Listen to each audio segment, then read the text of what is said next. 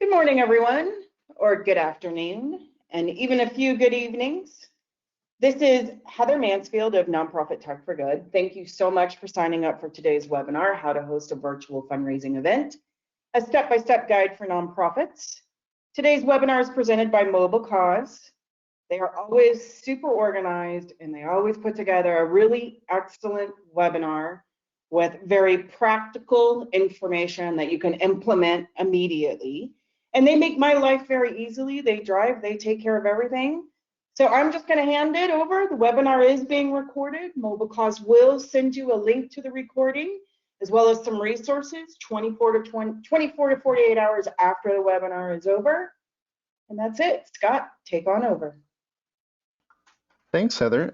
Hello, everyone, and thank you so much for joining us today for our webinar, How to Host a Virtual Fundraising Event, a step-by-step guide for nonprofits. Now, whether you're new to virtual fundraising or you're looking for more effective strategies, we hope to empower you to host your own dynamic virtual event with less effort and better results. In today's presentation, we're going to dive into a step-by-step strategy to help simplify setting up, promoting, and executing any type of virtual fundraiser, be it a gala, a run walk, a live streamed, or pre-recorded. These 6 steps will help simplify your campaign planning and set you up for a successful virtual event. We'll cover everything from choosing a theme and creating your online presence to clarifying your tech setup options, devising the perfect virtual event program, and more. You'll learn how to quickly put these strategies into action and maximize their use so that you can bring in more donations with ease. This is going to be a truly informative discussion to help your virtual fundraising event planning.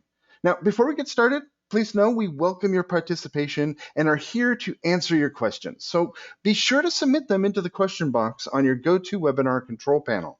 We have fundraising experts behind the scenes to answer questions during the webinar, and we will have a live Q&A with our presenters at the end for any additional questions.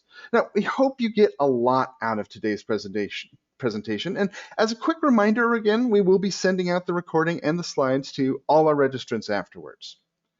Now, today's webinar is presented by Mobilecause, and Mobilecause understands the everyday challenges nonprofits face, constantly confronted with limited resources, yet expected to expand your impact.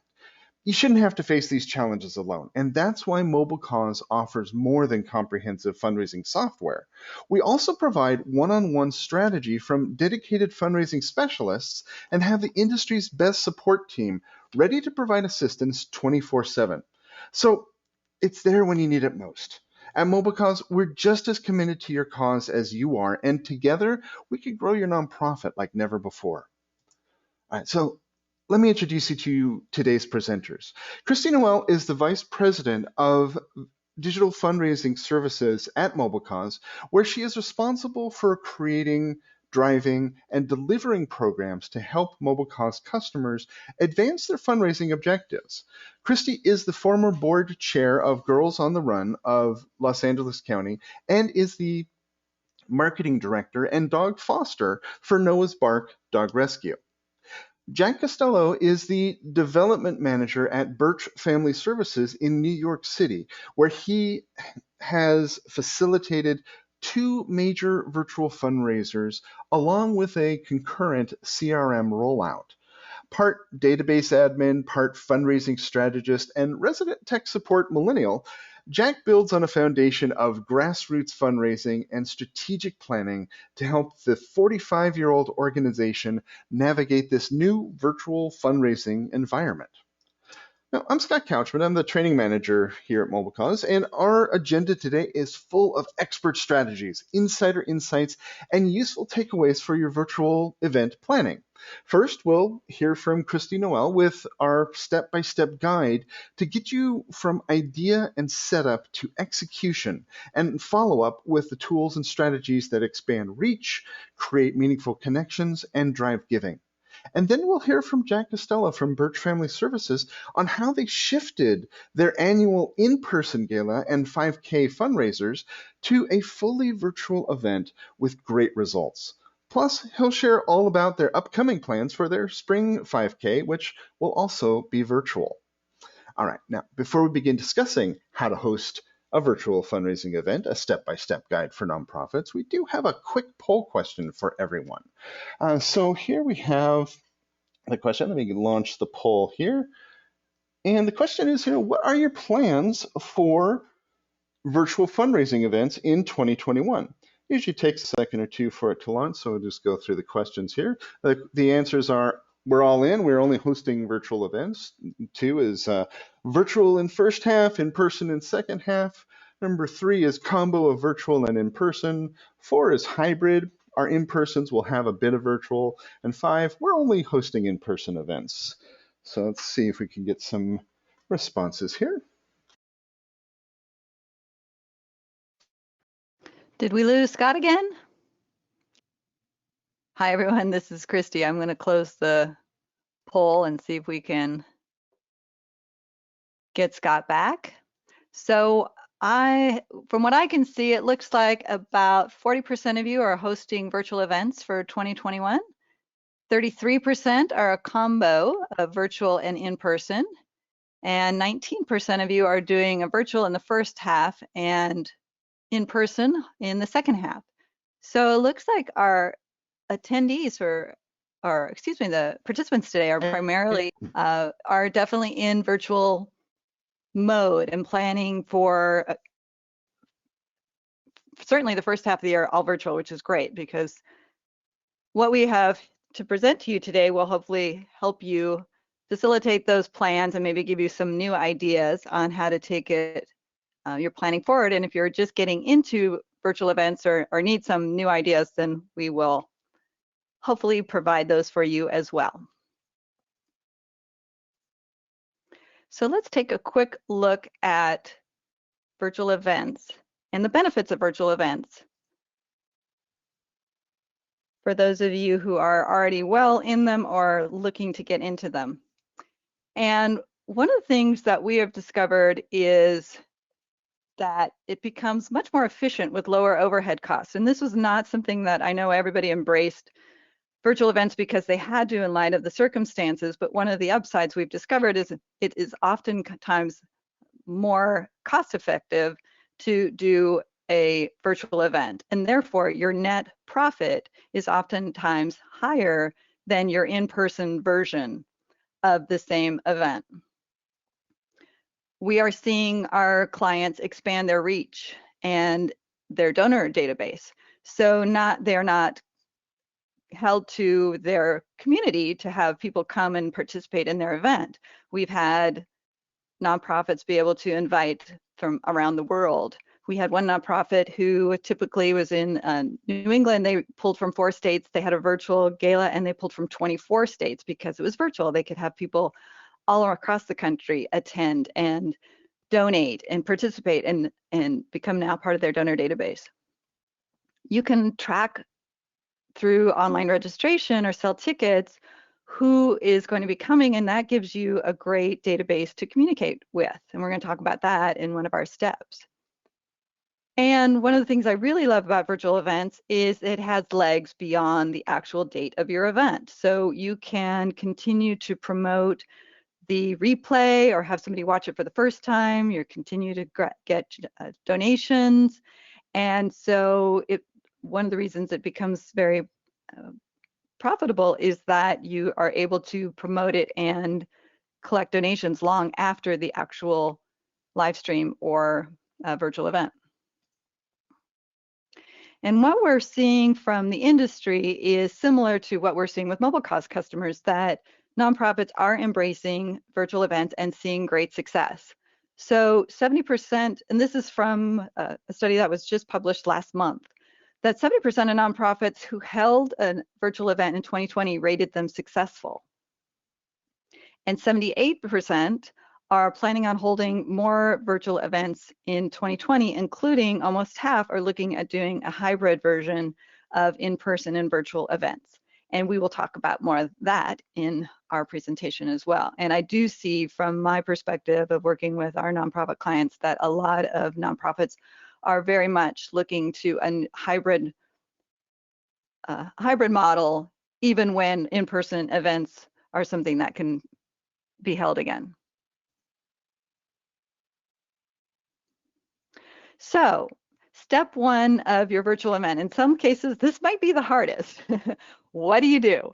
What ideas should I have? What do I put together? How, what am I going to host? And if your knee-jerk reaction is, well, I'm just going to do my gala and I'm going to make it a virtual event, then I would caution you that no, you don't have to do that. Some people do, and it's very successful, and they like it, and their attendees like it, but you don't have to be confined to a gala. If that's not something that you're comfortable with, or your organization doesn't do, or if you need to do more, maybe you have your annual gala, but you're going to have to hold more events this year. So one of the things we suggest is to get input from your community, your volunteer. What do they think would be fun? What would they want to watch? We were talking earlier about people being, having Zoom burnout. So if the thought of having another Zoom type of presentation, has everybody, groaning, then let's think of something that doesn't require that could still get people excited. And what would that be? You can reach out for celebrity guests. And we've had what's on your screen, Genesis Community Health, they had no connection to the Boise Boys, who are HTV home flippers. They are in their community. The nonprofit was in their community. They reached out to HGTV. They put them in touch with the Boise Boys, and they said yes. So don't think that you have to have a connection or an in order to get a celebrity or a big name. We've had concerts with some, Edwin McCain did a concert for one of our nonprofits, and again, no connection. They just reached out. So whether it's a play or a comedian or some type of music, that's a great way to entertain people and get them excited. You could watch or have a reason to have them live, to tune in. So whether that's a cooking lesson or a dance lesson or an unveiling, maybe you have a big part of your program that you're going to start or announce. Some reason to kind of watch live and be there at a certain time, whether it's actually truly live or not, but this, I'm going to tune in at 8 because there's going to be something really cool that I want to see. And then we also recommend having a host or an MC just to maintain the flow, have a good pace, and be able to, whether you have a live component or recorded or both, kind of bridge the gap and make all the pieces come together. Plus, it's a great opportunity to continue to ask for donations.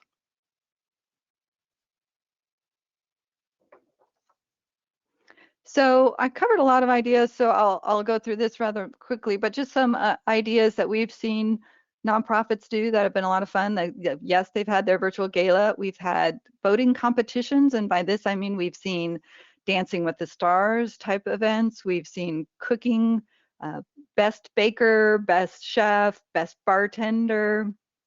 We've seen house parties and plays, either readings or full dramatic plays. We've seen in-home activities where people have had scavenger hunts. They've had in-home bingo. And the scavenger hunts were oftentimes things that you would have in your yard or your house. So nobody had to go plant anything. It was just what you could find that was within the scavenger hunt. We've had nonprofits hosting drive-in movies. Of course, Days of Giving are virtual typically by design, but you could take it to another level if you wanted to. Peer-to-peer challenges don't have to just be with a run and walk. You could have, we've seen lots of people do different type of activities, whether it was swimming or running or hula hooping or yoga. And then we've seen a lot of organizations do, activity of your choice. So just be active. Be active for on a certain day, be active for a certain amount of miles, however you want to do it, however you define it. Whether you have celebration days, maybe you have an anniversary for your organization or a Founders Day or some type of milestone. And then I call this NPO TV. So you could go online virtual for a week if you wanted, or a day, every day maybe for 10 minutes, 15 minutes, have your own kind of challenge, or just have a reason to go on every day for 15 minutes and talk about your organization, maybe have something fun, an activity, and have it over the course of a week, and it's all, the spotlight is on you. or an online auction. And we've had a lot of organizations who have done online auctions that typically in their gala that might be open for, or maybe have a silent auction that's open for 3 hours during their gala, but they open it up for a week because they have it with their virtual gala, and they're raising more money because more people are able to bid, and it's open up longer for the bidding to go up. So there's a lot of creative ways you can hold a virtual fundraising event, and it doesn't have to just be either in a 2-hour time period. It can be over, the course of days, or you can continue to pull in some of your other virtual campaigns and have them a new element and tie to them together even.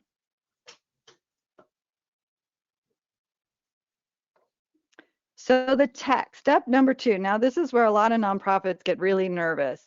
The thought about the tech and how am I going to do this, and do I have to have a production company and a technical staff, and oh my goodness, my head's going to explode. And no, none of that. We've had organizations who do use production companies. We've got more than don't, and they do the tech all on their own. We've seen organizations edit their videos through volunteers, but using an iMac, having self-generated content or user-generated content, having their community send in videos from them doing their yoga challenge or their run walk, doing entertainment. We've seen talent shows put together through their community. So it doesn't have to be this big scary component, but you do have to embrace it in order to host a virtual event. And the decisions you need to make are you going to have video, or are you going to live stream, or are you going to have both? And we're going to cover the pros and cons to all of those in here just in a second. But just understanding it doesn't have to be all live, it doesn't have to be recorded, or you can do both. We recommend using an event page to host it because it's optimized for video. It hosts all the videos and live stream, and it makes one page for everybody to be able to come and register and see the event. But you can have concerts, interviews, you can have impassioned pleas and donor spotlights, day behind the scenes, or the day in the life, or all of these can be different video components, short or long, and put together as far as your virtual event. So let's talk about the streaming options and why you might want to do one or the other. So live streaming, why we like that is it's in the moment. You get to interact with the audience. You can provide fundraising updates. You can call out donor names. You can say, hey, thanks for that donation, Bob, really appreciate it. You have that spontaneity, and it feels more like they're live with you in an in-person gala. The cons are you do have a little less control over the presentation, and there are potentially some glitches dealing with the live production. If you do pre-recorded, you do have more control over all the elements, and you can put them all together in one recorded video and unveil it at a certain time. And this is a great way to do if you do want to have a little bit more of the reliance on recorded but have it feel live. You can unveil it at a certain time, and so schedule it, and then it will appear live because you'll still tell everybody to tune in at a certain time, and it will go live at that time. Or excuse me, it'll be recorded, but it will be broadcast at that time, so there's still a reason to tune in. It can be a little bit more effort up front, and you don't have the ability to provide real-time updates and shout-outs and ask and give campaign fundraising totals. If you do a hybrid, then you do have a little bit more control over the presentation and having some of the benefits of the live element, but you do have to manage those moving parts going between the recorded and the live. So what this can look like, and this is in a fairly simple layout here, is your video source can either be your phone, a web camera, or Zoom. So it doesn't have to be a fancy camera or setup. Any of these things will work for your video source. You can stream on something like YouTube Live, Facebook Live, Vimeo Live, and then if you're putting that into the Mobile Cause event page, which of course we recommend, it speaks to YouTube Live, Facebook, or Vimeo. So it really can be that simple.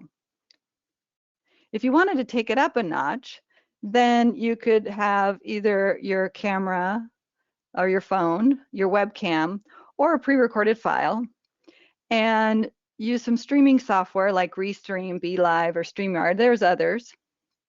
Ecamm Live is one if you work on a Mac. These will enable you to maybe have some overlays, be able to move between video or live and video a little bit if you wanted to.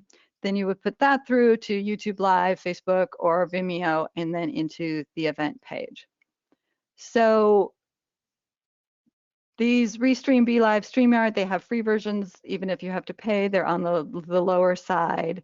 So these are really good options if you wanted to do it yourself and have a little bit more production value and element to it. And it would be, something like this would be required if you wanted to do a combination of video and live streaming. So once you've decided your theme or your event, you have figured out the tech and know how you're going to address that. Now it's time to promote it. And as I mentioned, we really like using an event page or a landing page. This way you have all your virtual event details in one place. And by that, I mean you have your registration, you have your sponsorship information, which could be both signing up sponsors and promoting them. You have your giving forms. You have, if you have wanted to get volunteers, but you also have where you're going to host it. So everybody will go to this one event page, sign up to register or buy a ticket. They might give while they're there. They're going to come back and watch your virtual event, whether that's live or recorded, or maybe you're going to have a series of videos on your event page. You can have more than one. So there can be all sorts of pre-show videos, or maybe that's just part of it. Maybe it's a series of videos that people can watch at any given time. And they'll come back and hit replay and watch it again. So, and give again. So it makes communication, promotion so much easier. You have one link for your social media, you have one link in your email campaigns, and all your calls to actions are in one place, including watching.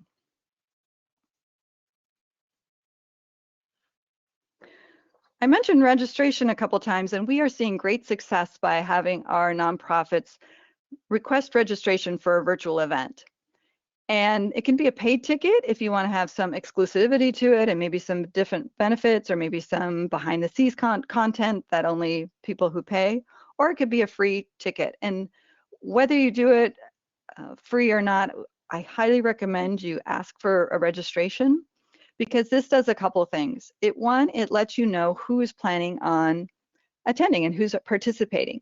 So if you don't see a major donor or a board member or one of your key sponsors who's registered, you know who to go out to and recruit and try to get them to participate. It also offers you the opportunity to communicate with those who have registered. So you can now do special emails or text messages telling them, reminding them to watch. We've seen our clients send text reminders an hour or 15 minutes before they go live, either live stream or live as an unveiling, to remind people to tune in, and they can put the link to watch. So it's a simple, oh, I got my reminder on my phone, I hit the link, and next thing I know, I'm there watching the virtual event. So the opportunity to communicate and share information to the people who have registered is really tremendous. You can incent them by offering free swag. Genesis Community Health, again, they wanted it to feel like their virtual gala, so they couldn't have dinner, so you could get a gift card for a local drive-through restaurant, and you could go use that gift card the night of, get your food, bring it home, sit down and watch the event, and you were still having a dinner while you were watching the presentation.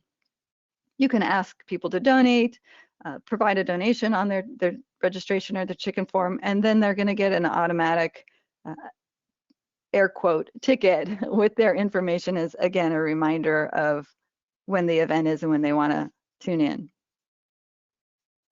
And for the same reasons we like registration, getting registrations, you can do sponsorships. And what I really like about having sponsorship information on the event page is you can request sponsor assistance. So you can outline your packages, how much they are, what all the benefits are, and collect money for the sponsorships. And then in turn, you also promote the sponsors. You put their logos on your event page. You shout them out during the virtual event. You thank them. You can link them from the event page once they're their logo to their web page. You can put their logos throughout your backgrounds or on any print materials or in any emails. So again, having this one place for all of your information and driving all of your participants, including your sponsors, and be able to see your sponsors has been really helpful. And we've seen plenty of nonprofits who are utilizing sponsorships for their virtual events.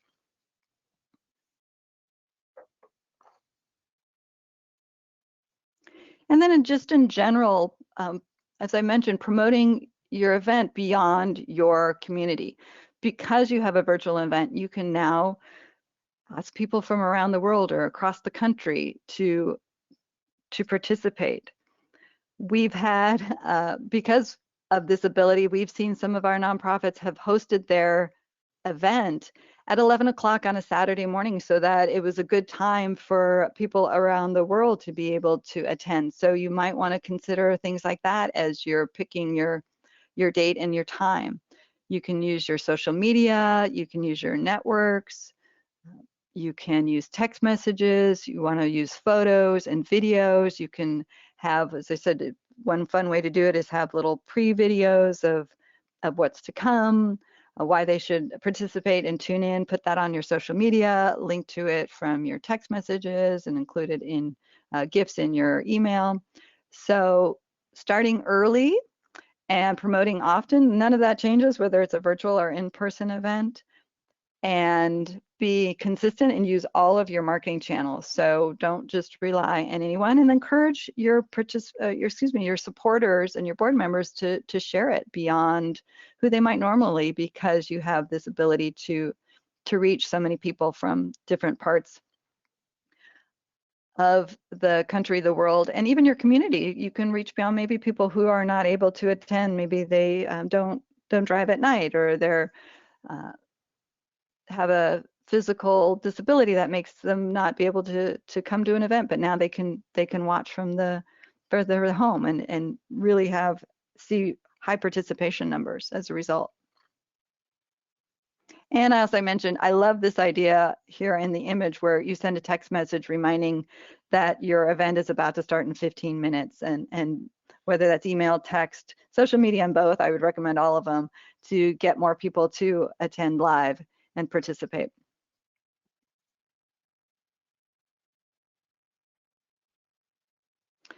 So you've now promoted it. Here you are. It's the night of your virtual event. Step 4, what am I going to include in my event program? As I mentioned, have a host or an MC. That's really helpful to make the flow and the pacing work, especially if you have if you're going from different speakers or you're going from different videos. It just kind of is the theme that keeps it all together. You can share short videos in and out, maybe have some of your beneficiaries talk about the impact of your organization. You can have live Q&As. That's what they did with the Boise Boys. They had a live Q&A and talked about, not about the organization, but really talked about homes and what they do. You want to make your appeals short and throughout, and interweave your appeals through your program as well. And also make sure you are thanking people, acknowledging, giving shout outs throughout. You can do this recorded or live. It's obviously a little more in the moment if it's live, but also you'll get a lot of donations before your virtual event. We're seeing that happen too. So you will already have be well on your way towards your fundraising goal and be able to have people that you can recognize and do shout outs to, even if you're doing a recorded version. We don't recommend, so what the program outline, I don't recommend you have a script that you follow because that tends to end up sounding more like a script, but you want to have an outline and know what points you're going to address or in the MC and how the night's going to flow or the day's going to flow. Make sure you welcome everybody, you talk about your mission and your campaign, give everybody an idea of what's coming and what to expect, how much time it's going to be. We found the sweet spot is about 45 to 60 minutes. We've seen people do longer than that by a lot. You can do shorter, but that seems to be about the time span that works really well for keeping everybody glued to their screen and interacting.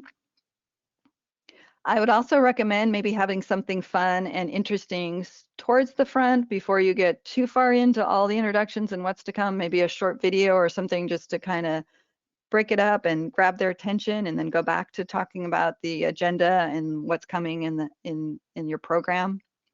Make sure you remind people how to donate. Tell them where the links are, tell them where the buttons are, tell them how to text to donate or where to find if you have an online auction, where to go to participate in that.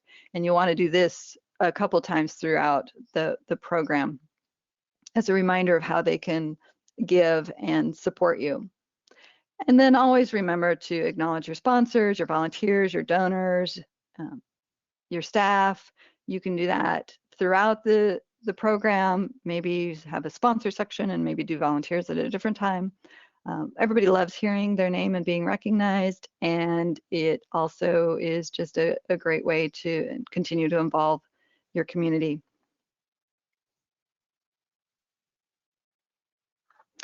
Now, what I will say about a virtual ask and an ask during a virtual event is that unlike an in-person event, you don't have the captive audience where they arrive at a certain time and they leave at a certain time. On a virtual event, they could come in midway through, they could leave a little early. So you're going to want to make your ask much more frequently and maybe a little shorter. So you can still have your one long, powerful ask with a video lead in that you might have in your virtual gala. But you'll also want to have shorter asks and reminders throughout your program. And that might mean every time there's a transition or you go from a video to a different video or a live event or something like that, where you can take that moment to remind people to give, why they need to give, how you're going to use the money, and how easy it is to donate. And hopefully that's just a button on your event page that they can click, or text to donate or something like that. But I do recommend that you do it a little bit more frequently so that if they came in late, that they still hear how to give and why that's so important for them to give. And you can have fun with it. You can have a board or executive director. You can have various people do the ask. Maybe it's not one person. Maybe you have different people throughout the night, each chiming in with the importance of an ask and how the money will be used. And then step 6, last but not least, is your timely thank yous. And you all know that you need to do this. It's no different whether it's a virtual in-person event, but you want to make sure you get those thank yous out quickly. But what I love about virtual events is that you also have the opportunity to follow up with people who didn't attend or who didn't give, and say, hey, maybe you missed our virtual event. It was awesome. It was super great. You can still go to this link, go to the event page, watch it at your leisure, and still participate and be a part of our virtual event this year or this spring. And people can go back or you missed part of it, watch it again. You can watch the whole thing and really get people to watch it again, watch it for the first time, and continue to interact with it long after the date of your actual unveiling of the event. So this gives you an opportunity to continue to cultivate, engage, and raise money.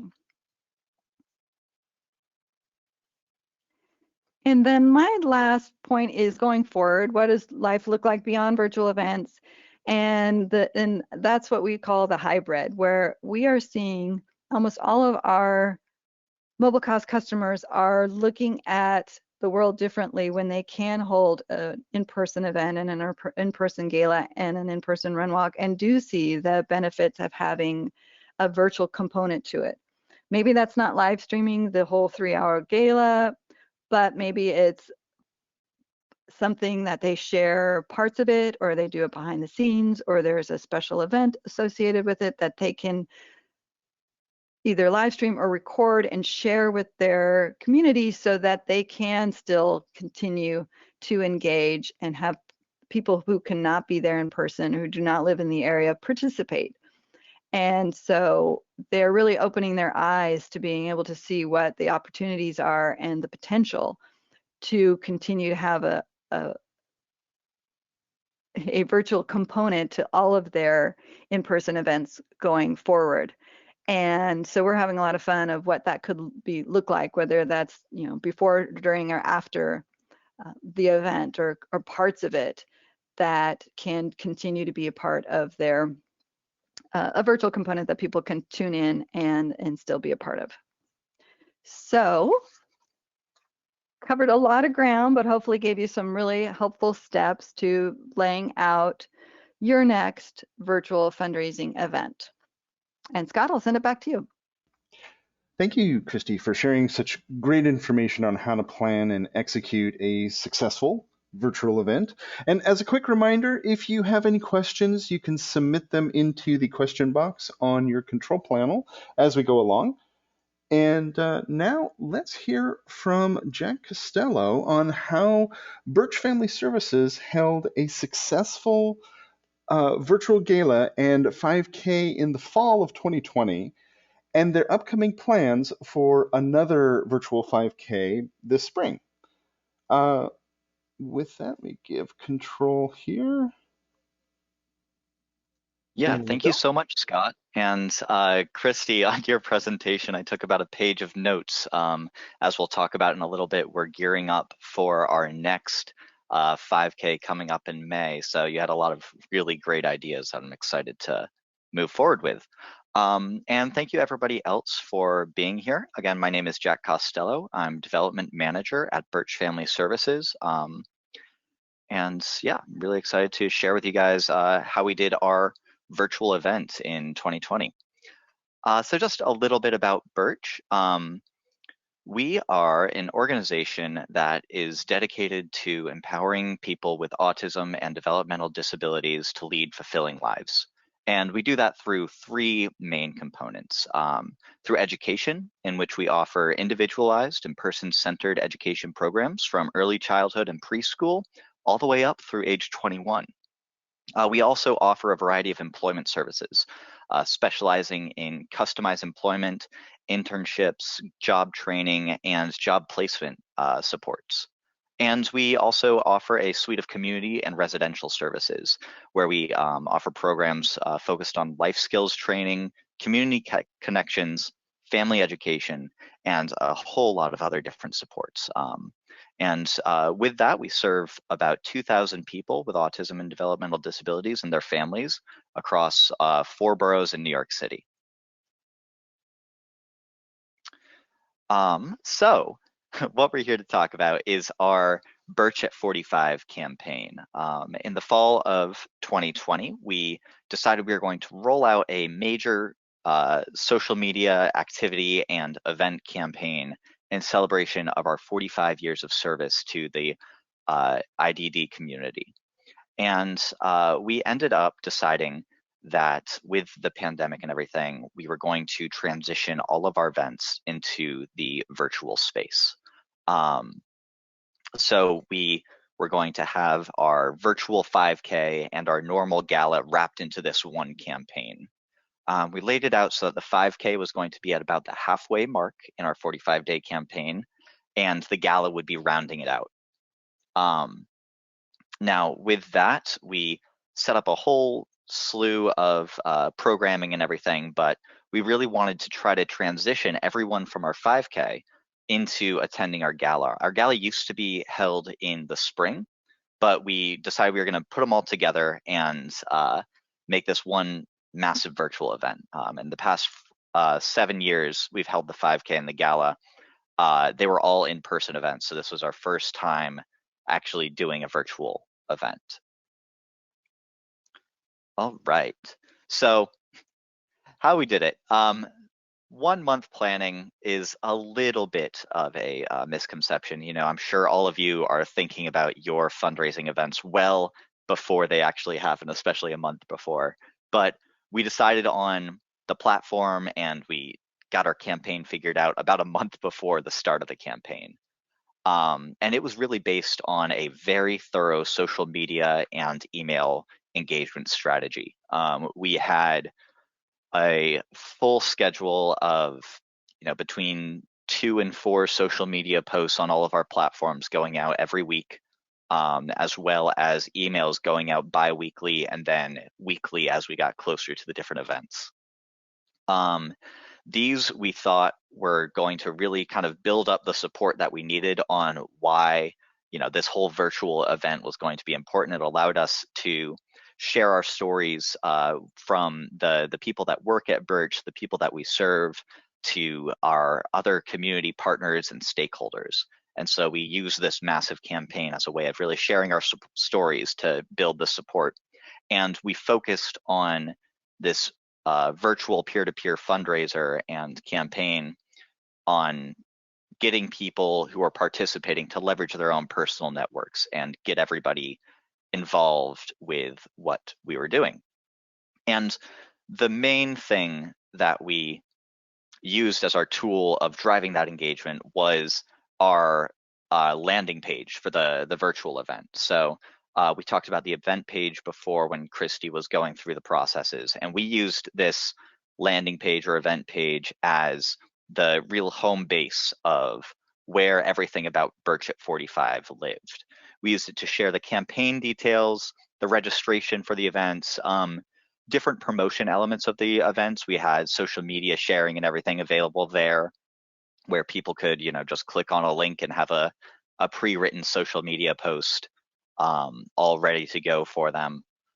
We also used all of our ticketing on this one landing page. So we had places where you could get sponsorships, where you could see the sponsor information, where you could register for our free gala, and where you could register to either participate in the 5K or just fundraise for the 5K.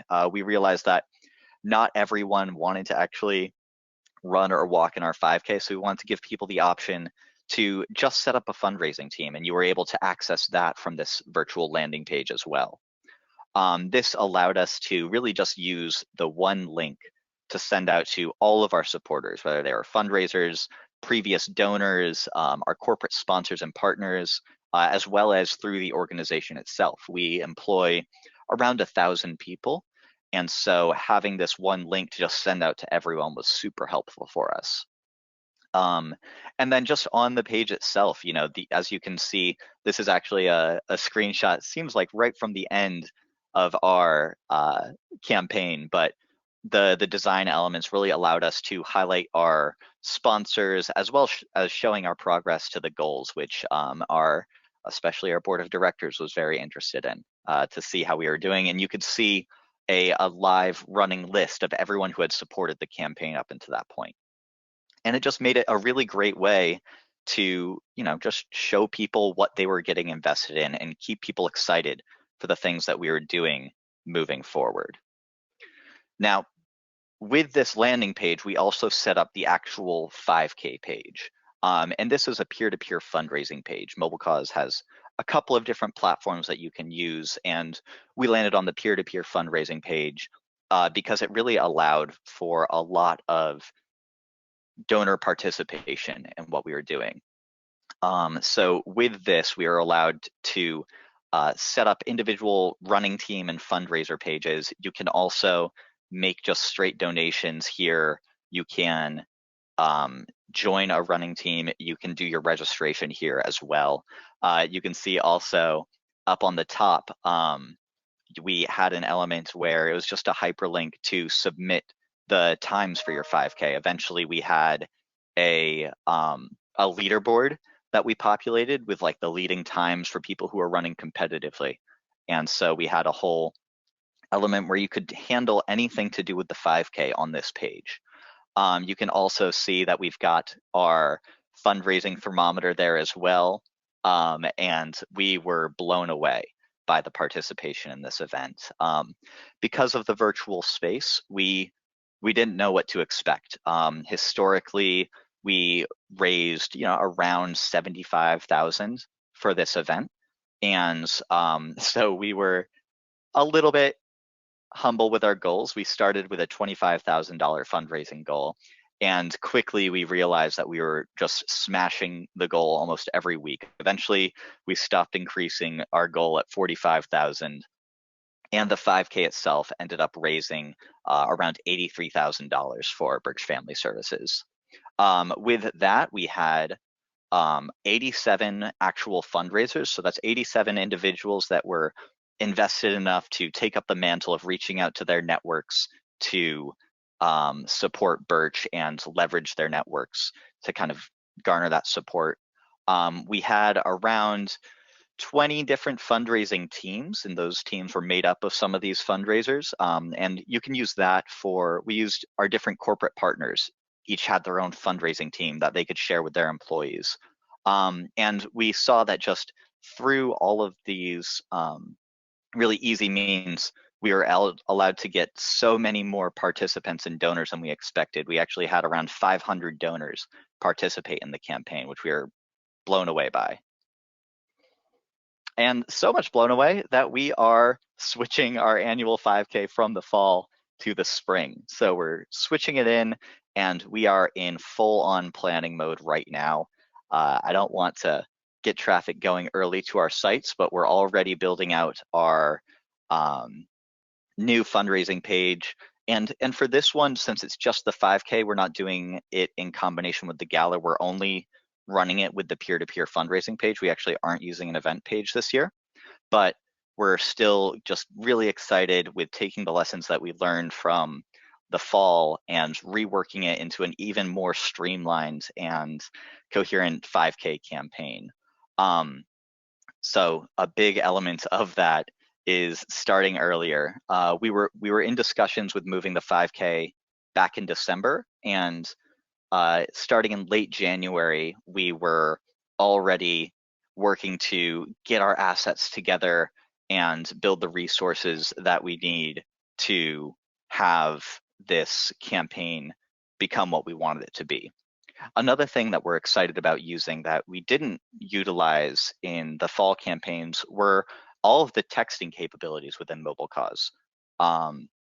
We relied strictly on email and social media engagement for our 2020 Birch at 45 campaign.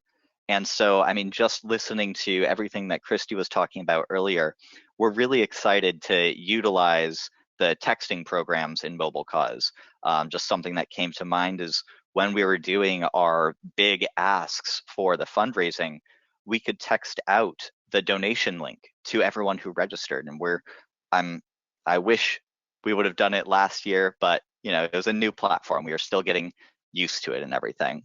Another lesson is, I'm sure most of you are very familiar with, is just locking in those sponsors as soon as we can.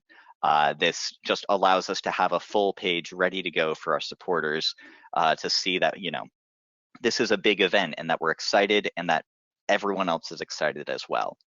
And something that we're going to be using is, you can see that we had a little bit of code in our fundraising page that allowed us to show social media posts. And this was a program that we were able to just embed into the peer-to-peer fundraising page that would pull social media posts based on hashtags. And so we were able to share like a live feed of people who were posting about our events as they were going through. And yeah, we're really excited for our 5K coming up in May. And really, the takeaway here is that no matter what type of virtual fundraiser you're going to, try to move with, and I will be stealing some of the other ideas that Christy talked about earlier, these this platform has just a great tool set and strategy that'll allow you to host this event so easily. So I look forward to being able to answer any questions that y'all might have. Scott, I think I'm going to turn it back to you. All right, thank you, Jack, for sharing your experience and insight with us today. And I know it's going to help inspire a lot of people with their virtual event planning. And thank you again to both Christy and Jack for sharing your insights and expertise with everyone here today. We hope you all are looking forward to incorporating these strategies and tools into your upcoming campaigns. Now, before we go ahead and jump into our Q&A, let's ask another quick question. And are you interested in learning more? And go ahead and launch that poll. And so if so, please indicate how we can best provide you with additional information.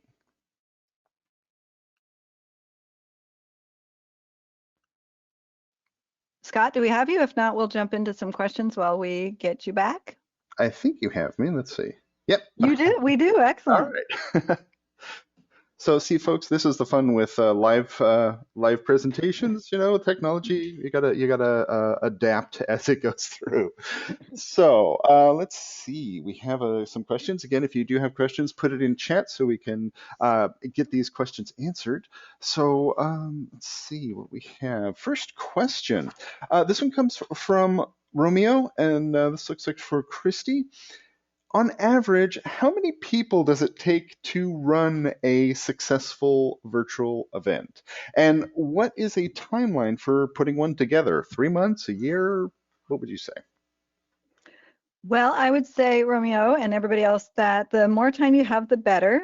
As Jack pointed out, they increased their timeline for their second go around. I would say ideally 3 months to 6 months. Certainly, you don't have the logistic issues with a virtual event that you would for an in-person, so you might not have as much runway to lock down a location, so you don't need to get too far out ahead of yourselves.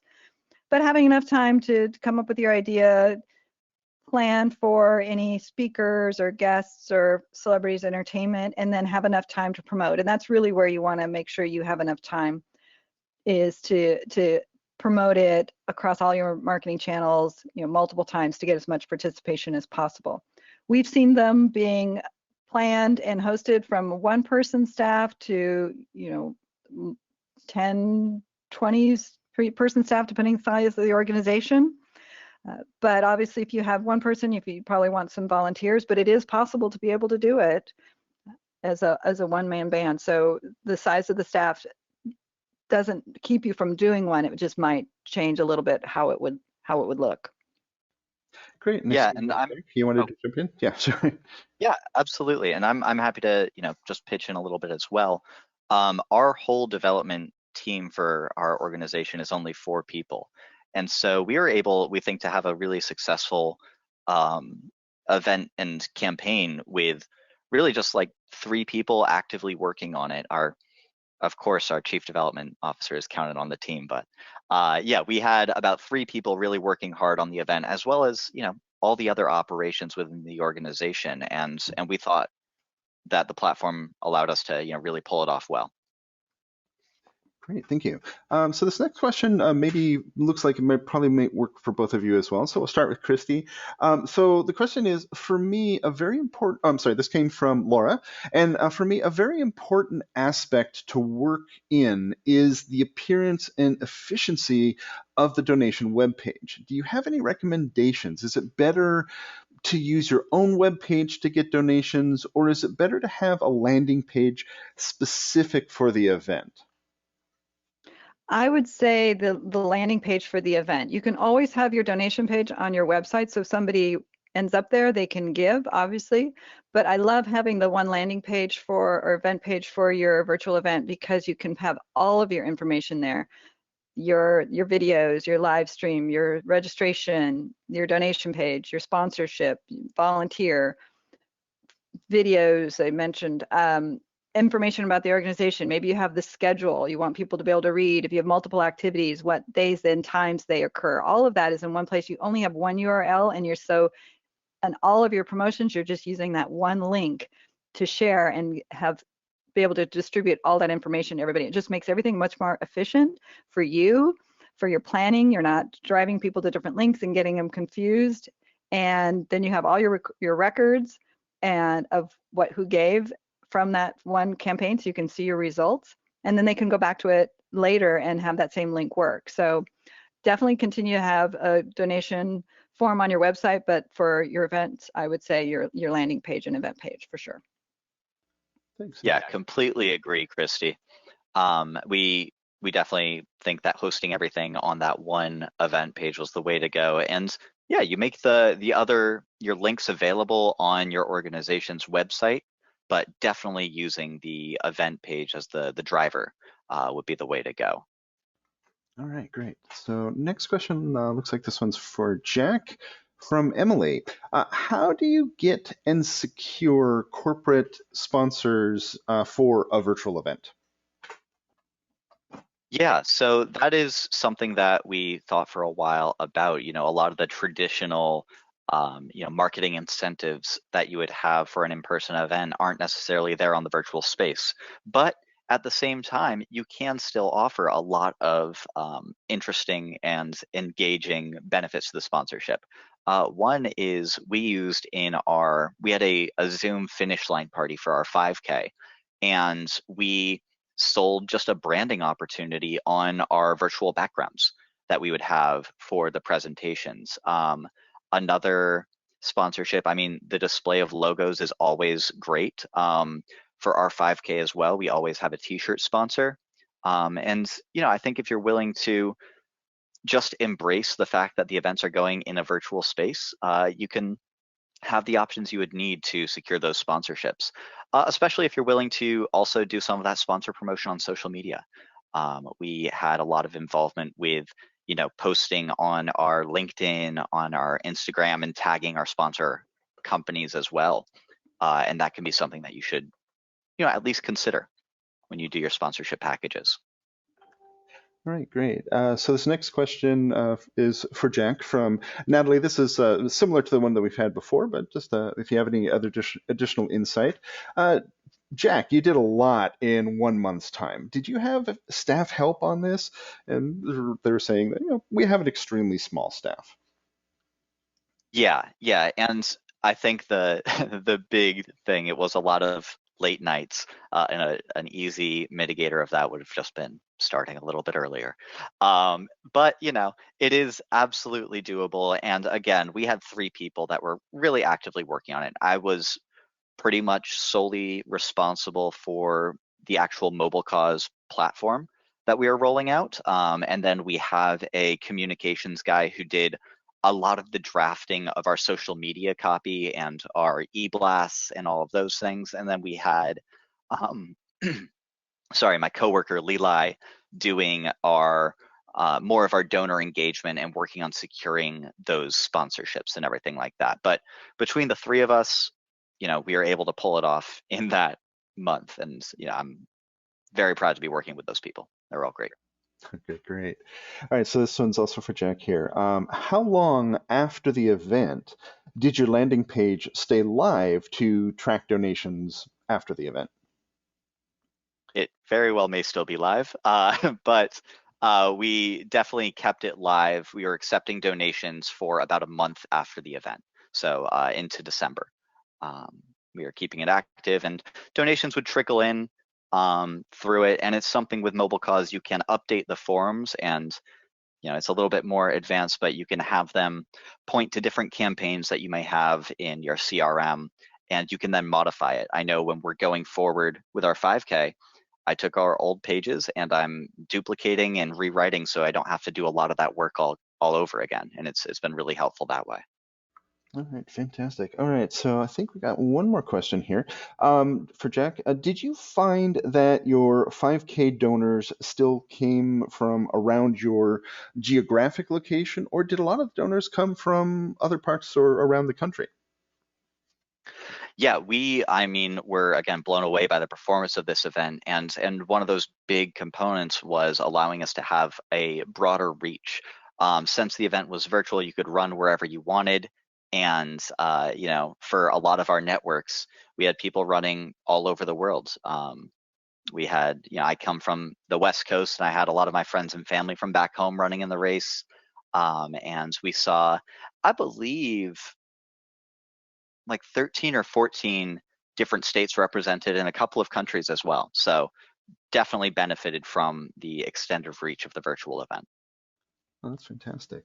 All right, so with that, folks, we have come to the conclusion of our Q&A. Now, before we leave, if you're interested in discovering how MobileCause can help maximize your fundraising efforts, please fill out our post-webinar survey. Thank you again for attending today, and best of luck in your virtual events. Bye-bye, everyone.